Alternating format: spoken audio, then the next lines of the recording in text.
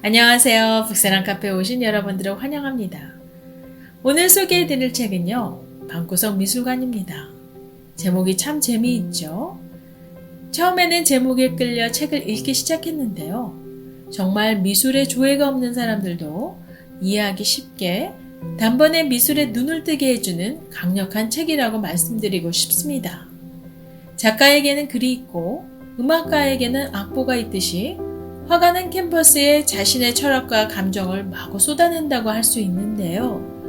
배경을 알고 그림을 감상하신다면 훨씬 쉽고도 깊게 작품을 이해하시는데 도움이 될 듯 싶습니다. 과거 세계 미술의 거장들의 삶을 들여다보면요. 그들의 삶의 애환을 그림 속에서 알 수 있고요. 왜 그런 그림을 그릴 수밖에 없었는지를 책에서는 자세하게 이야기하고 있는데요. 거창하게 미술사를 공부하지 않아도 우리들의 가슴으로 작품들을 해석하고 이해한다면 구석구석 그동안 그림들 속에서 놓치고 있던 많은 것들을 끄집어내게 해줄 방구석 미술관, 그 이야기를 지금부터 시작해보도록 하죠.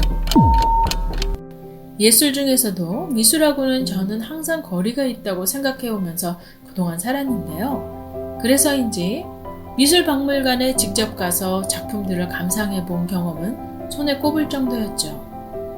삶이 바빴다는 핑계는 될 수 있지만 솔직히 미술 작품은 내가 이해하기 어려운 어떤 깊은 의미를 담고 있다는 생각이 들어서요. 쉽게 다가가기가 어려웠는데요. 단지 유명한 화가의 그림을 보고 이것은 피카소의 작품이고 저것은 반 고흐의 작품이다. 이렇게 간신히 구별하는 것이 전부였죠.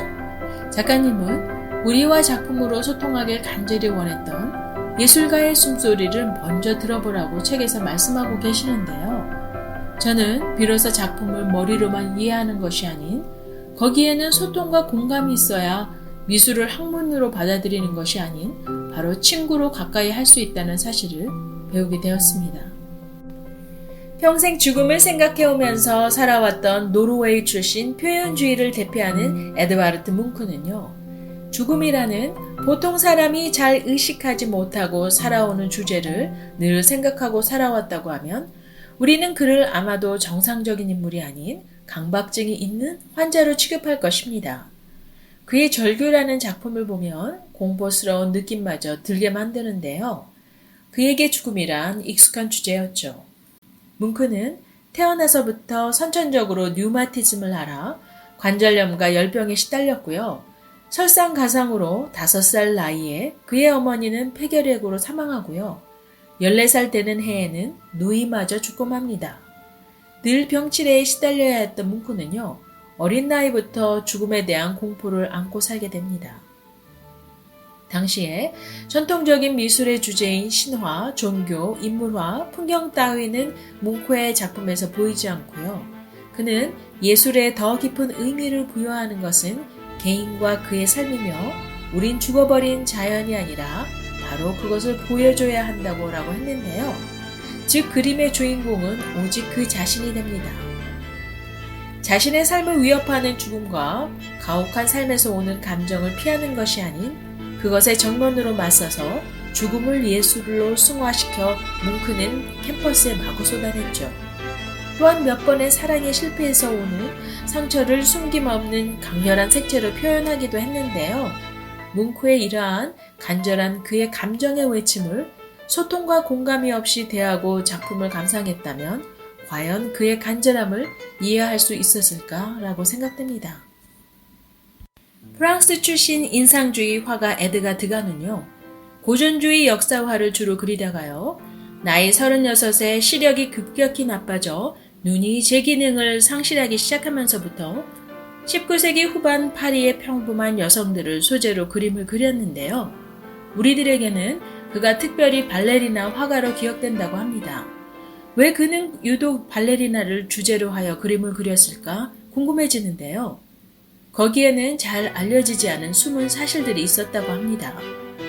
당시 무대 위에선 한없이 화려하고 아름다운 발레리나의 삶을 들여다보면 매우 고단하고 고통스럽기까지 했다고 하는데요. 어린 나이에 발레단에 들어간 소녀들은 발레리나의 몸을 만들기 위해 가혹한 훈련을 받았다고 합니다. 한참 뛰놀아야 하는 나이에 몸을 꺾고 발끝을 세우는 혹독한 훈련 속에서 많은 소녀들이 불구가 되기도 했죠. 극기 훈련을 견뎌야 했던 발레는 귀족들의 직업은 아니었다고 하고요. 하루하루 어렵게 사는 빈민가 소녀들의 몫이었다고 합니다. 실제 성공한 발레리나는 당시 교사의 연봉의 무려 8배가 되었다고 하는데요.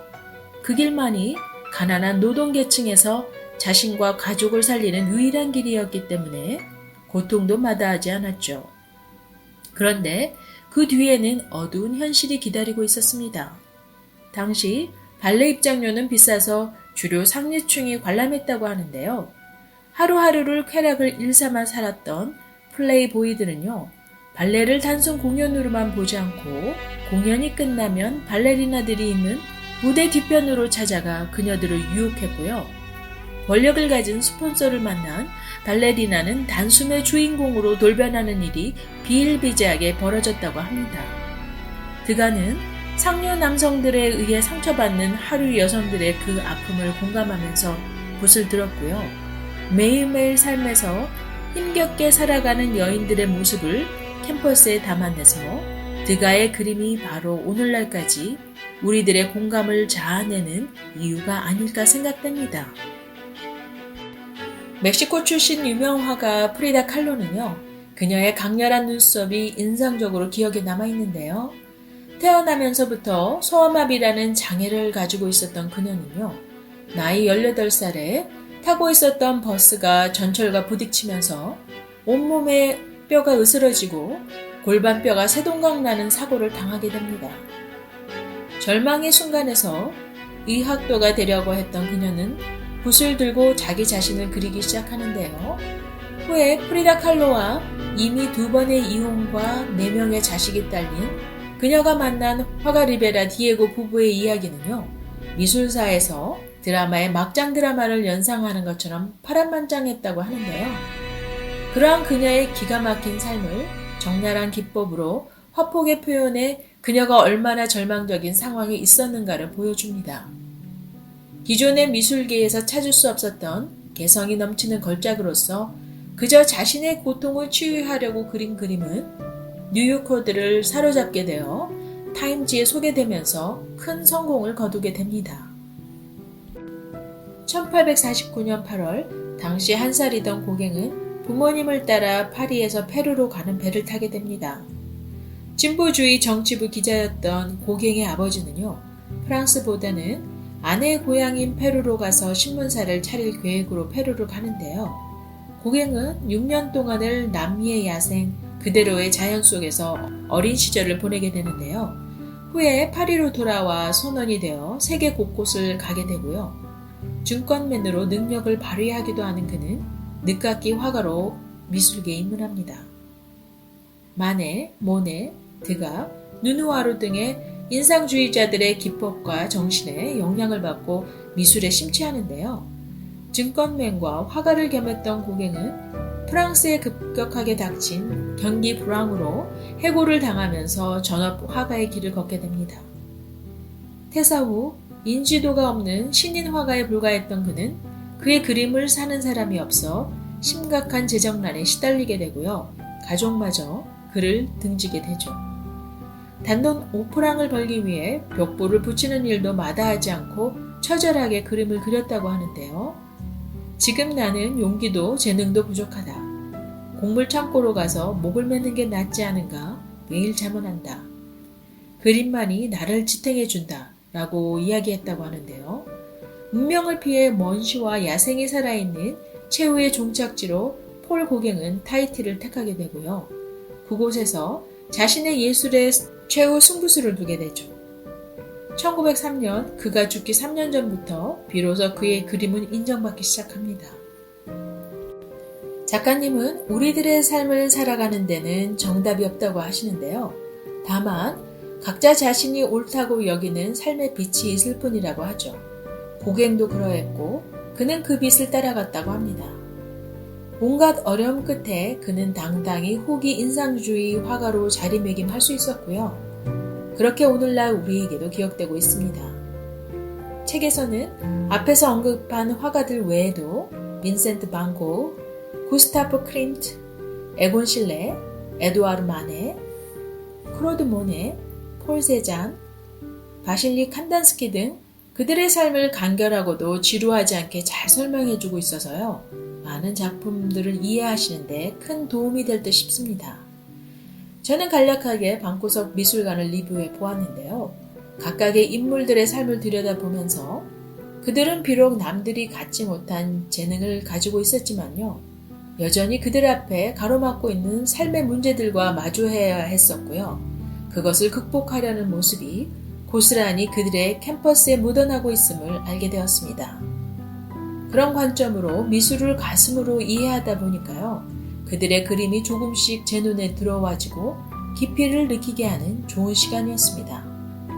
미술에 관심이 없었던 분이라도 방구석 미술관을 통해 미술이 우리들에게 주고자 하는 삶에 대한 통찰력을 얻는 도구가 된다면 참으로 유익한 책이라고 저는 생각합니다. 구독, 좋아요 잊지 마시고요. 다음 영상에서 뵐 때까지 안녕히 계세요.